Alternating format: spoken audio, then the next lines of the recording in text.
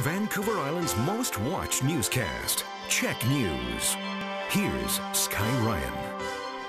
Good evening. Traffic is now moving again on the Malahat after a 22-hour closure sparked by a tanker truck crashing and spilling 30,000 liters of fuel. There are serious environmental concerns. Thousands are anxious to return to their own homes, and the big rigs driver who caused it all is being investigated for impaired driving. Check News reporter Lee Checkstad begins our coverage.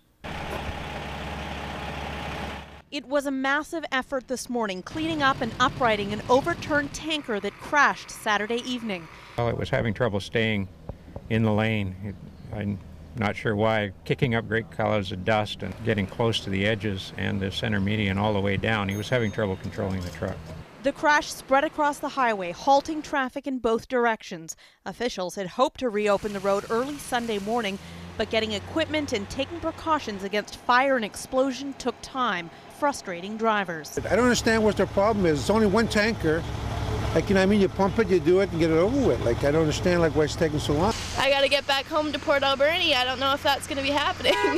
One thing we can't show you on television is the smell out here. Even though that tanker spilled its fuel more than 12 hours ago, the smell of gasoline is still quite strong. Fortunately, it's been relatively cool, which keeps the flammable vapors down somewhat.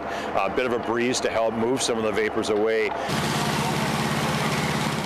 Spraying foam onto the area also helped reduce the fumes. Another witness to the scene says just after the crash, these holes in the tanker had fuel pouring out of them. Well, it was coming out of the pup trailer, and it was going down the highway and into the Goldstream estuary and stuff like that. You know, there's lots of fuel being spilled. The driver of the truck is said to be uninjured, but he's sitting in jail, possibly facing some serious charges. There is an indication that alcohol may have been a factor in this accident. Police aren't releasing his name yet, but the company that employed him says he was an experienced driver. He was brought on board in the September timeframe and trained appropriately to start on a short-haul truck, to a truck and trailer, and eventually to this B train that was driving. As the investigation continues, thousands of people who rely on this road have to just wait.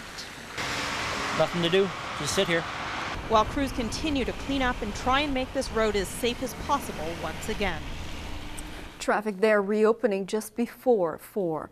Well, with as much as 30,000 liters of fuel flowing into the environment in Goldstream, it didn't take long for alarm to mount about its potential impact on the environment. Officials say the fuel likely spilled into the culvert on the side of the highway before traveling underneath the road and into the Goldstream River and estuary.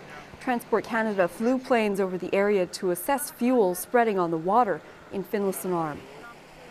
I think this could have been a lot worse. I'm feeling fairly optimistic at this point that it's going to be a good resolution. We have had some impact. We've seen some dead fingerlings up at the marina. Last night, Environment Canada saw some, so we're going to have people out on the water. The company that owns the fuel tanker that crashed also brought in land and water companies to assess any damage, though the spokesperson for Columbia Fuels tells us their investigators have found little environmental impact so far.